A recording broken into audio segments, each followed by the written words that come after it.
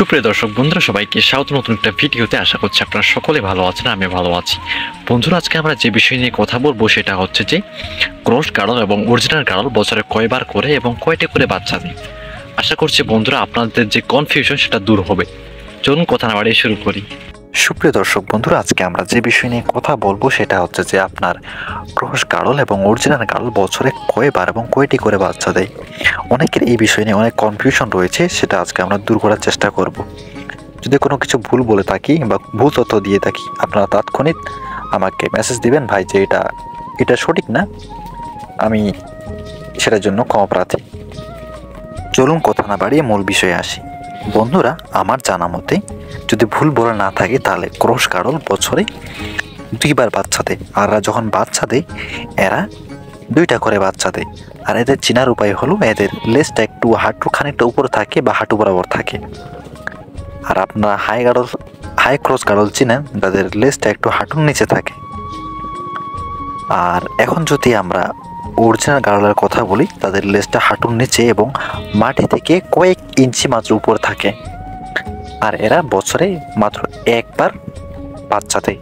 আর যখন মা গাড়ল অর্থাৎ যে প্রেগনেন্ট হয়, তার যদি বয়স বেশি হয়ে যায় বা বয়স্ক হয়ে যায়, তখন সেক্ষেত্রে দেখা যায় যে বছরে সে 2টা করে বাচ্চা দিতে পারে। আর তাছাড়া যদি অল্প বয়সে হয় তাহলে সে বছরে 1টা করে বাচ্চা দেবে। সো বন্ধুরা, আশা করছি আপনাদের যে কনফিউশন ছিল এটা নিয়ে যে ক্রস গাড়ল বা গাড়ল বছরে কয়টা করে বাচ্চা দেয়, আশা করি সেই কনফিউশনটা আমি দূর করতে পেরেছি। আর এদের গর্ভবতী চলাকালীন সময় অবশ্যই আপনি এদের দানাদার খাবার সরবরাহ করবেন এবং পুষ্টিকর খাবার সরবরাহ করবেন, এবং যদি পারেন যত পরিমাণ পারেন কাঁচা ঘাস সরবরাহ করবেন। কারণ কাঁচা ঘাস থেকে যে তারা যে পরিমাণে পুষ্টি পায়, তারা কোনো খাদ্য থেকে সেটা পায় না বলে আমি মনে করি। সো আপনারা সচরাচর এটা আপনার যত সাধ্য সেটা দেওয়ার চেষ্টা করবেন, আর ঠিক মতো তাদের যত্ন নেবেন। আর আপনি যদি পারেন তাহলে আপনার যে মনে করেন যে 1 সপ্তাহ বা কয়েকদিন পরে যদি আপনার ভেড়া বাচ্চা দেয়, চেষ্টা করবেন তাদেরকে আলাদা একটা শেডে রাখার জন্য। শেড বলতে একটা আলাদা একটা ঘর রাখার মতো জায়গা।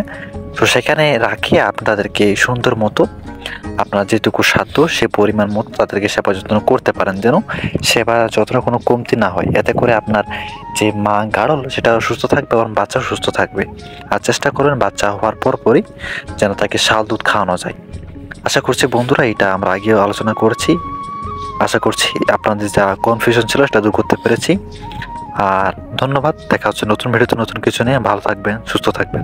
বন্ধুরা, এই ছোট্ট ভিডিওতে আপনার ভালো লেগে থাকে তো অবশ্যই সাবস্ক্রাইব করে আমাদের পরিবারের সদস্য হবেন এবং পাশে থাকা বেল আইকনটি ক্লিক করে রাখবেন, যাতে করে আমরা আপলোড দিয়ে ভিডিও সর্বপ্রথমে আপনার কাছে গিয়ে পৌঁছায়। আর অতিরিক্ত বাতাস, সম্ভবত ওই দিন পর বৃষ্টি হবে বা একটু নয়েজ আসতে পারে ভিডিওতে, ক্ষমা দৃষ্টিতে দেখে নেবেন। ধন্যবাদ।